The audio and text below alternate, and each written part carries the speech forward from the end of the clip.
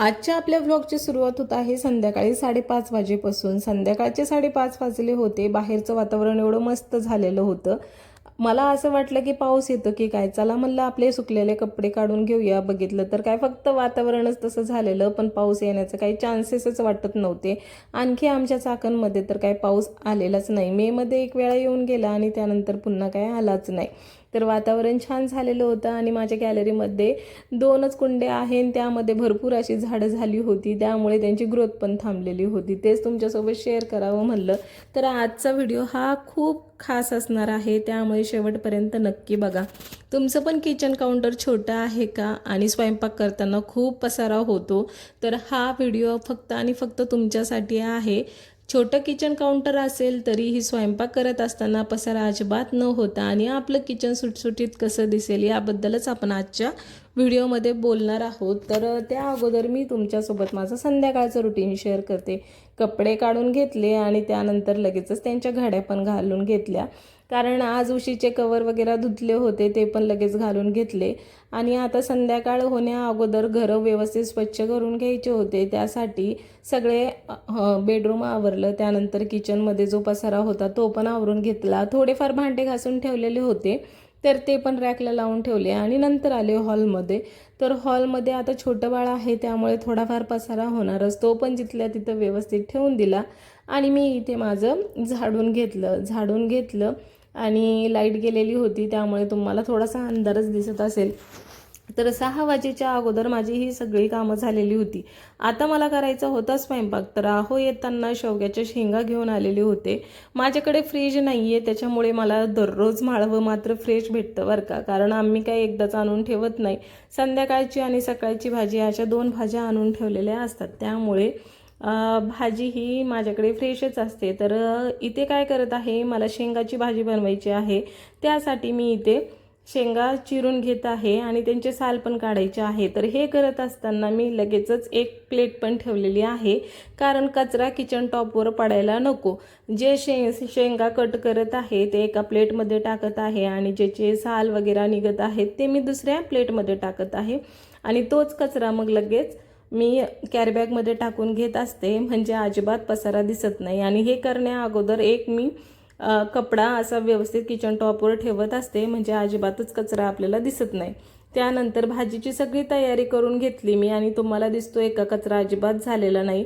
कारण ज्यावेळेस आपण भाजीची तयारी करतो, कांदा वगैरे कट करतो किंवा लसूण सोलतो, त्याच्या पाकळ्या त्या पडलेल्या असतात, त्या किचन टॉपवर न ठेवता असं ट्रेमध्ये ठेवायचं आणि लगेचच आपल्या कचऱ्याच्या पन्नीमध्ये किंवा डस्टबिनमध्ये टाकून घ्यायचं. यामुळे आपल्या किचन टॉपवरती अजिबात पसारा होत नाही.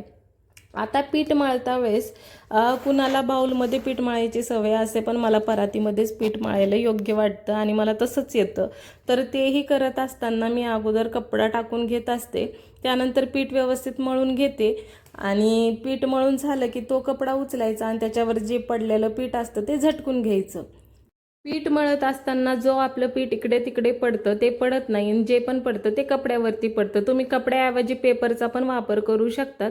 आणि मी परातीमध्येच लगेच जे पीठ असतं ना आपल्याला पोळ्याला लावण्यासाठी, चपात्याला लावण्यासाठी, ते साईडला करून घेत असते. आता भाजीची तयारी सगळी झालेली होती, माझा मसाला पण काढून झालेला होता. तर मिक्सरमधनं लगेच मसाला पण काढून घेतला आणि मिक्सरमधनं मसाला काढत असताना मसाला हा थोडाफार उडतो, लगेच कपड्याने पण स्वच्छ करून घेत असते. आणि ह्या छोट्या छोट्या सवयी आहे, पण यांनीच आपलं घर नीटनेटकं दिसतं. नाहीतर तोच मसाला नंतर वाळून गेला ना, तो पुसण्यासाठी आपल्याला थोडासा डिफिकल्ट जातो, पण ओल्यात ओलं जर पुसून घेतलं ना लगेच स्वच्छ होतं. आता माझं तेल संपलं होतं, कॅटलीतलं तेल मी छोट्या डब्यामध्ये ओतून घेतलं. हे माझं छोटं कंटेनर आहे आणि ते लगेचच कॅटली मी पुसून घेतली, कारण त्याला त्या बॉटलच्या त्या कॅनला लागतात, त्यामुळे लगेचच व्यवस्थित असं पुसून घ्यायचं, म्हणजे ते पण लगेच स्वच्छ दिसतं. आणि ज्या वेळेस आपण वस्तू घेतो त्यावेळेसच पुसून ठेवली ना, नंतर आपल्याला परत घेऊन पुसायची गरज काय पडत नाही.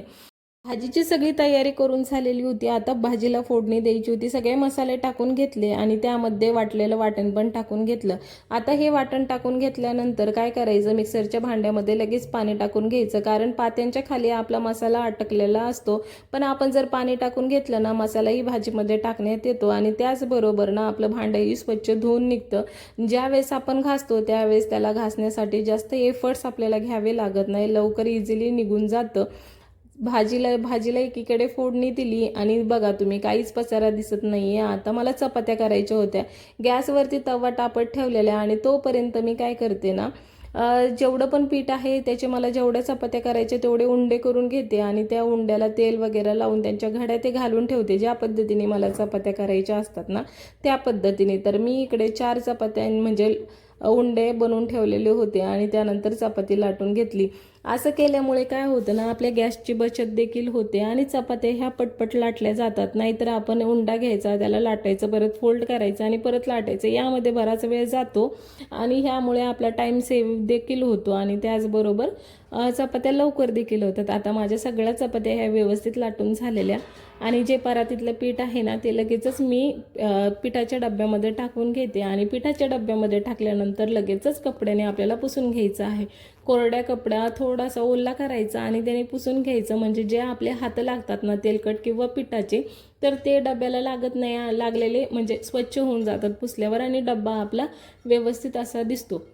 आणखी एक दुसरी टिप म्हणजे ज्यावेळेस आपण चपात्या करतो, जो कपडा खाली टाकतो ते लगेच असं उचलायचा आणि झटकून घ्यायचा, म्हणजे त्याच्यावर पडलेलं पीठ हे ना व्यवस्थितपणे सगळं आपलं किचन टॉपवर न पडता आपण डस्टबिनमध्ये सगळं टाकून देतो आणि आपल्या किचन टॉपवर अजिबात पसारा दिसत नाही. आणि भाजी झाल्यानंतर छोट्या पातेल्यामध्ये आपण ती काढून घेतलेली आहे, कारण मोठ्यामध्ये ठेवलं ना तर तो स्पेस जास्त घेतो आणि त्यामुळे अडचण दिसायला लागते. आणि लगेच स्वयंपाक झाल्यावरती काय करत असते, ज्या परातीत मी पीठ मळलेलं होतं त्याच परातीमध्ये सगळे भांडे भरून घेते व्यवस्थित असे, म्हणजे अजिबात किचनवरती पसारा दिसत नाही. आणि बेलना आणि पोलपाट लगेचच्या लगेच धुवून घेत असते, कारण भांड्यामध्ये जर आपण बेलणं आणि पोलपाट ठेवलं तर त्याला लगेचच फंगल लागतात, म्हणजे बुरशी येते आणि त्यामुळे ते लगेचच धुवून असे साईडला ठेवायचे असतात.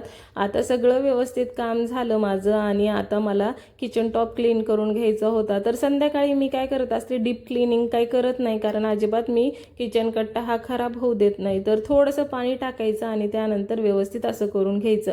आता आपण ज्या ज्या गोष्टींना हात लावले होते, ज्या ज्या गोष्टी आपण स्वयंपाक करताना यूज केलेल्या होत्या, तर कपडा आपला कोरडा कपडा घ्या किंवा ओला कपडा घ्या, आता तुमच्या पद्धतीने. तुमचा जर डब्बे जास्त खराब झालेले असतील तर तुम्ही ओल्या कपडा करून पुसू शकतात. आता माझं इथं दररोजची सवय आहे त्यामुळे जास्त काही खराब झालेले नव्हते, त्यामुळे मसाल्याचा डब्बा हा व्यवस्थित असं कोरड्या कपड्याने पुसून घेतला आणि तो पण जिथल्या तिथंच ठेवला. आणि त्याचबरोबर वरती माझं पत्तीचं जार आहे, तर तो पण काय होतं ना, फोडणी वगैरे दिल्यावर त्याच्यावर उडतात तेलाचे शिंतोडे, त्यामुळे तो पण लगेच पुसून घेते. मिठाच्या डब्याला आपण घेतो त्यामुळे तोही व्यवस्थित असा पुसून घेतला. बघा, स्वयंपाक झाल्यावरती फक्त 5 मिनिटं आपल्याला ह्या सगळ्या गोष्टींसाठी द्यायचं आहे आणि आपलं किचन असं जसं तसं व्यवस्थित दिसेल, म्हणजे नंतर आपल्याला जास्त वेळ लागणार नाही क्लिनिंगला. तर जेवण केलं आणि अचानक माझं एवढं पोट दुखायला लागलं ना, पुढे मला काहीच करता आलं नाही. त्याच्यामुळे पुढचं जे भांडे ते घासण्याचं काम आहे ते माझ्या